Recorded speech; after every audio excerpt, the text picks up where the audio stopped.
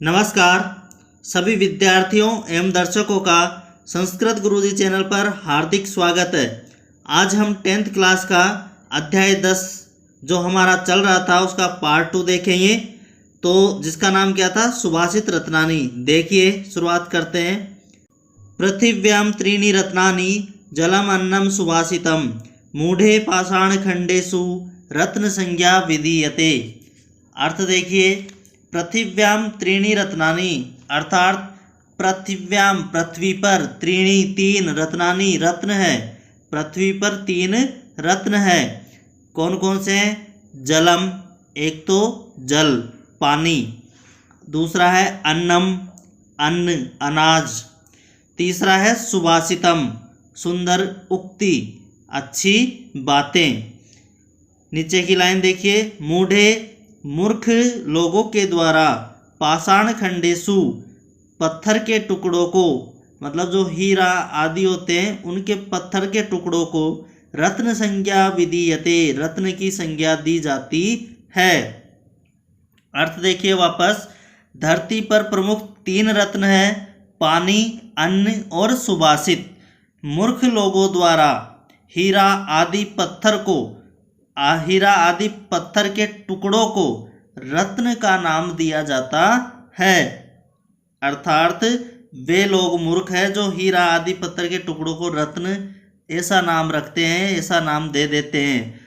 नहीं तो पृथ्वी पर तीन ही मुख्य रत्न हैं। कौन कौन से? जल, अन्न और अच्छी उक्तियां अर्थात सुभाषित। अगला श्लोक देखिए, प्रिय वाक्य प्रदानेन सर्वे तुष्यन्ति जन्तवः तस्मात् तदेव वक्तव्यम वचने का दरिद्रता। प्रिय वाक्य प्रदानेन, प्रिय अर्थात मधुर या अच्छी, वाक्य प्रदानेन वाक्य बोलने से या वाणी बोलने से, सर्वे सभी, तुष्यन्ति संतुष्ट होते हैं, जन्तवः जीव। प्रिय वाणी बोलने से, अच्छी बातें बोलने से सभी जीव संतुष्ट होते हैं। तस्मात् तदेव, तस्मात् इसलिए, तदेव वैसा ही, वक्तव्यम बोलना चाहिए, वचने का दरिद्रता वचने बोलने में, का काय की, दरिद्रता कंजूसी, बोलने में क्या कंजूसी। वापस अर्थ देखिए, मधुर या मृदु वाणी बोलने से सभी प्राणी संतुष्ट होते हैं, इसलिए वैसा ही बोलना चाहिए, क्योंकि बोलने में क्या कंजूसी, बोलने में काय की दरिद्रता। अगला श्लोक देखिए, गुणेः गौरवम आयाति न उच्चे आसनम आस्थित प्रासाद शिखरस्ततोऽपि काको न गरुड़ायते। अर्थ देखिए, गुणे गौरवम आयाति, गुणे मतलब गुणों से, गौरवम बड़प्पन, आयाति आता है या प्राप्त होता है। मनुष्य में गुणों से ही बड़प्पन प्राप्त होता है, अर्थात वह बड़ा बनता है। न उच्चे आसन मास्थित है, न नहीं, उच्चे ऊंचे, आसनम आसन पर, आस्थित बैठा हुआ। अर्थात इसका ऊपर की लाइन का अर्थ क्या हुआ कि मनुष्य गुणों से ही बड़प्पन को प्राप्त करता है, अर्थात बड़ा बनता है, न कि ऊंचे आसन पर बैठा हुआ। जिस प्रकार प्रासाद शिखरस्थतो अपि, प्रासाद मतलब महल, शिखर चोटी, स्थितो अपि बैठा हुआ भी, काको कौवा, न गरुड़ायते गरुड़ के गुणों को प्राप्त नहीं करता है। अब वापस अर्थ देखिए, मनुष्य गुणों से ही बड़प्पन को प्राप्त होता है, अर्थात बड़ा बनता है, न कि ऊंचे आसन पर बैठा हुआ। कौवा, जिस प्रकार कौवा महल या मकान की चोटी पर बैठता है, फिर भी वह गरुड़ के गुणों को प्राप्त नहीं कर सकता। अगला श्लोक देखिए, पात्रापात्र विवेको अस्ति धेनुपन्नगयो तृणात् संजायते क्षीरम क्षीरात् संजायते विषम। अर्थ देखिए, अब पात्र अपात्र अर्थात सुपात्र और कुपात्र अर्थात अच्छा और बुरा, विवेको अस्ति के भेद को समझना, धेनु पन्न गयो, धेनु मतलब गाय, पन्न गयो मतलब सांप, इव के समान। अब अर्थ देखो ऊपर की लाइन का, सुपात्र और कुपात्र के भेद को समझना गाय और सांप के भेद को समझने के समान है। जिस प्रकार तृणात संजायते क्षीरम, तृणात मतलब घास से, संजायते उत्पन्न होता है, क्षीरम दूध। जब गाय घास खाती है तो उससे क्या उत्पन्न होता है, दूध उत्पन्न होता है। लेकिन क्षीरात संजायते विषम, क्षीरात मतलब दूध से, संजायते उत्पन्न होता है विषम जहर। जब सांप उस दूध को पीता है तो भी वह क्या बनता है, जहर ही बनता है, विष ही बनता है। तो इसका अर्थ वापस एक बार देखिए, सुपात्र और कुपात्र के भेद को समझना गाय और सांप के भेद को समझने के समान है। गाय द्वारा खाए हुए घास से दूध पैदा होता है, अर्थात गाय घास खाती है और दूध देती है, परंतु सांप के पिए हुए दूध से जहर उत्पन्न होता है। इससे क्या स्पष्ट हुआ कि गाय के सुपात्र और सर्प के कुपात्र होने के कारण ही ऐसा होता है। जब गाय ऐसा घास खाती है तो उससे दूध, और जब दूध पीता है सांप तो उससे जहर, मतलब उनकी क्वालिटी जैसी है वैसा ही गुण उत्पन्न करते हैं। अगला श्लोक देखिए, यथा खनन खनित्रेण नरो वार्यधिगच्छति तथा गुरुगताम विद्याम शुश्रूषुर अधिगच्छति। यथा जिस प्रकार, खनन खनित्रेण, खनन मतलब खोदता हुआ, खनित्रेण, खनित्रेण होता है जैसे खोदने का कोई साधन, जैसे फावड़ा या कुदाली। तो इसका अर्थ क्या हुआ, जैसे मनुष्य खोदने के साधन अर्थात फावड़े या कुदाली से खनन खोदते हुए वार्य अधिगच्छति, वारी प्लस अधिगच्छति, यहाँ पर कौन सी संधि हुई है, यण संधि, वारी प्लस अधिगच्छति। तो वारी का अर्थ क्या हुआ, जल, पानी, वारी को, जल को, अधिगच्छति प्राप्त कर लेता है। नरो मनुष्य, नरो मतलब नर है, नरह का अर्थ क्या हुआ, मनुष्य। तो ऊपर की लाइन का अर्थ देखो, जैसे मनुष्य खोदने के साधन अर्थात फावड़े से या कुदाली से खोदता हुआ पानी को प्राप्त कर लेता है, तथा वैसे ही गुरुगताम, गुरुगताम का अर्थ हुआ गुरु में विद्यमान, विद्याम विद्या को, शुश्रूषुर अधिगच्छति, शुश्रूषुर मतलब जो सेवा में परायण मतलब सेवा करने वाला या जिज्ञासु शिष्य होता है वह अधिगच्छति प्राप्त कर लेता है। अब वापस अर्थ देखो श्लोक का, जैसे मनुष्य खोदने के साधन अर्थात फावड़े या कुदाली से खोदता हुआ पानी को प्राप्त कर लेता है, वैसे ही जिज्ञासु एवं सेवा करने वाला शिष्य गुरु में विद्यमान या गुरु में स्थित विद्या को प्राप्त कर लेता है। अर्थ समझ में आ गया होगा। नेक्स्ट श्लोक देखिए, अजर अमरवत प्राज्ञो विद्याम अर्थम च चिंतयेत ग्रहित इव केसेषु मृत्युना धर्मम आचरेत।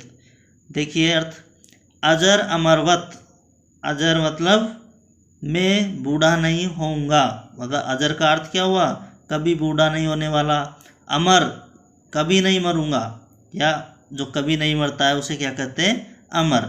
तो प्राज्ञो बुद्धिमान, विद्वान, विद्याम अर्थम च विद्या और धन, अर्थम किसे कहते हैं, धन को, तो विद्या और धन के बारे में चिंतित सोचना चाहिए। अब देखिए ऊपर की लाइन का अर्थ क्या हुआ कि विद्वान मनुष्य को स्वयं को अजर और अमर मानकर विद्या और धन के विषय में सोचना चाहिए। ग्रहित इव केसेषु मृत्युना, ग्रहित इव मतलब ग्रहण कर रखे हैं, इव के समान, केसेषु बालों को, मृत्युना मौत ने या मृत्यु ने, मौत ने बाल पकड़ रखे हैं, अर्थात मौत दरवाजे पर खड़ी है। धर्मम आचरेत, ऐसा सोचकर धर्म का आचरण करना चाहिए। वापस अर्थ देखिए, विद्वान मनुष्य को स्वयं को अजर अमर मानकर विद्या और धन के विषय में सोचना चाहिए। मौत ने बाल पकड़ रखे हैं, अर्थात मौत दरवाजे पर खड़ी है, ऐसा सोचकर धर्म का आचरण करना चाहिए। मृत्यु कभी भी आ सकती है, ऐसा सोचना चाहिए और हमें क्या करना चाहिए, धर्म का आचरण करना चाहिए।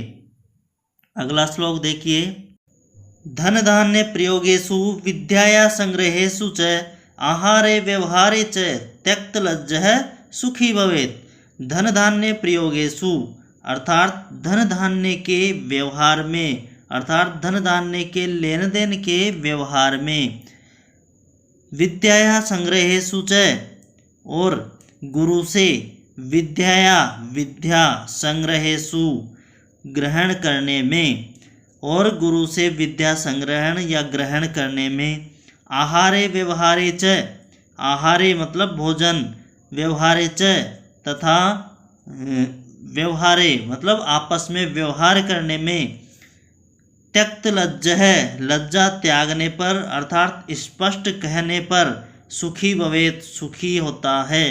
कौन? व्यक्ति। अब अर्थ देखिए, धन धान्य के लेन देन के व्यवहार में, गुरु से विद्या ग्रहण करने में, भोजन तथा आपस में व्यवहार में लज्जा त्यागने पर, अर्थात स्पष्ट कह देने पर क्या होता है, व्यक्ति सुखी होता है। अब वापस से एक बार अगर आपको समझ में नहीं आए तो एक बार और बोल रहा हूँ। धन और अन्न के प्रयोग में, ज्ञान की प्राप्ति के समय या भोजन के समय या भोजन के विषय में, और किसी से आपस में जो व्यवहार करते हैं तो उस व्यवहार में जो मनुष्य लज्जा को त्याग कर स्पष्ट कहता है वो क्या रहता है, हमेशा सुख पाता है, सदैव खुश रहता है, सुखी रहता है। अगला श्लोक देखिए, विद्या विवादाय धनम मदाय शक्ति परेशान परिपीडनाय खलस्य साधो विपरीतमेतत् ज्ञानाय दानाय च रक्षणाय। इसमें किसके बारे में बताया है, दुष्टों और सज्जनों के बारे में। तो हम शुरुआत करते हैं, तीसरी लाइन में लिखा हुआ है खलस्य। खलस्य का अर्थ हुआ दुष्टों की। अब देखिए पहले इसको लेंगे, दुष्टों की विद्या विवादाय, विद्या विवाद के लिए होती है, मतलब दुर्जनों को अगर शिक्षा दी जाती है तो वो किसके लिए होती है, विवाद खड़ा करने के लिए होती है। धनम मदाय, धन मिलने पर क्या करते हैं, घमंड करते हैं, मद में चूर हो जाते हैं, मदमस्त हो जाते हैं। शक्ति परेशान परिपीडनाय, शक्ति और जो उनमें शक्ति होती है अपनी शक्ति का क्या करते हैं, प्रयोग परेशान दूसरों को, परिपीडनाय पीड़ा देने में करते हैं। अब वापस अर्थ देखिए ऊपर की लाइनों का, दुर्जनों की विद्या विवाद के लिए होती है, धन मिलने पर घमंड करते हैं या मदमस्त हो जाते हैं, और तथा वे अपनी शक्ति का प्रयोग दूसरों को पीड़ा देने में करते हैं। लेकिन अब सज्जनों के बारे में यहाँ लिखा है आगे, साधो, साधो अर्थात सज्जन, परंतु सज्जन विपरीतम एतत्, ये सभी बातें विपरीत करते हैं। जो ऊपर दुष्ट करते हैं वैसे उसके उल्टा करते हैं। क्या करते हैं वो, ज्ञानाय दानाय च रक्षणाय। ज्ञानाय मतलब विद्या ज्ञान के लिए, दानाय धन दान के लिए, तथा च रक्षणाय तथा रक्षणाय अर्थात जो शक्ति है उसका दूसरों की रक्षा करने में काम में लेते हैं। वापस अर्थ देखिए, दुर्जनों की विद्या विवाद के लिए होती है, धन मिलने पर घमंड करते हैं, मदमस्त हो जाते हैं, और वे अपनी शक्ति का प्रयोग दूसरों को पीड़ा देने में करते हैं। परंतु सज्जन को ये सभी बातें विपरीत होती है। जो सज्जनों की ये बातें हैं वो सारी विपरीत होती है। सज्जनों की विद्या ज्ञान के लिए, धन दान के लिए तथा शक्ति दूसरों की रक्षा करने के लिए होती है। अगला श्लोक देखिए, खलय सरसप मात्राणि परिच्छिद्राणि पश्यति आत्मनो बिल्व मात्राणि पश्यनपि न पश्यति। देखिए अर्थ, खलय मतलब दुर्जन व्यक्ति, सरसप मात्राणी परिछिद्राणी, परि मतलब दूसरों की, दूसरों व्यक्तियों की, सरसप मात्राणी मतलब सरसों के दाने के बराबर, अर्थात छोटी सी कमी, छोटी सी कमी, छिद्राणी मतलब दोष को या कमी को, पश्यति देख लेता है, आत्मनो परंतु, आत्मनो अपने या अपनी, बिल्व मात्राणी बिल्व फल के बराबर मोटी गलती को भी, पश्यनपि देखता हुआ भी, न पश्यति नहीं देखता है, अर्थात अनदेखा कर देता है।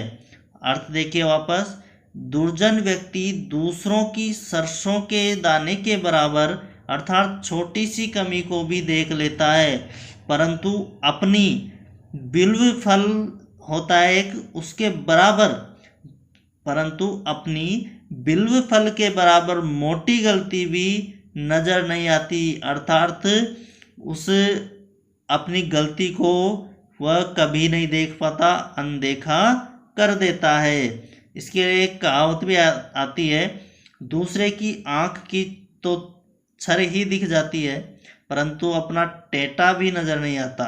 मतलब दूसरों में ही हमें कमियां दिखाई देती है, खुद में कोई कमी नहीं दिखाई देती। ये किसकी दृष्टि है? दुर्जनों की दृष्टि है। वापस एक बार अर्थ बोल रहा हूँ, दुर्जन दूसरों के सरसों के बीज के समान छोटे छोटे दोषों को या कमियों को देख लेता है, परंतु अपने बिल्व फल के समान बड़े दोष भी नहीं देखता है, अपितु उनकी क्या करता है? उपेक्षा ही करता है और उनको बढ़ावा देता है। तो आज हमने 9 श्लोक पढ़ लिए हैं। अब बाकी बचे हुए जो श्लोक हैं उनको हम नेक्स्ट क्लास में पढ़ेंगे। तो जब तक आप इन श्लोकों को अच्छी तरह से बार बार देखकर, वीडियो को पूरा देखकर अच्छे से समझिए। जो श्लोक समझ में नहीं आता है उसको हमें कमेंट में लिख दीजिए कि सर ये समझ में नहीं आया, इसको वापस से समझाओ, तो मैं नेक्स्ट वीडियो में उसको भी समझा दूंगा। चैनल जो हमारा है यूट्यूब चैनल, इसको और जो वीडियो हम बना रहे हैं इन सबको ज़्यादा से ज़्यादा शेयर करो और सब्सक्राइबर बढ़ाओ, ताकि हमें लाइव का ऑप्शन जल्दी मिले और हम आपकी लाइव क्लास ले सकें। तो इनको अच्छे से देखो, शेयर करते रहो। धन्यवाद, शुभ दिन।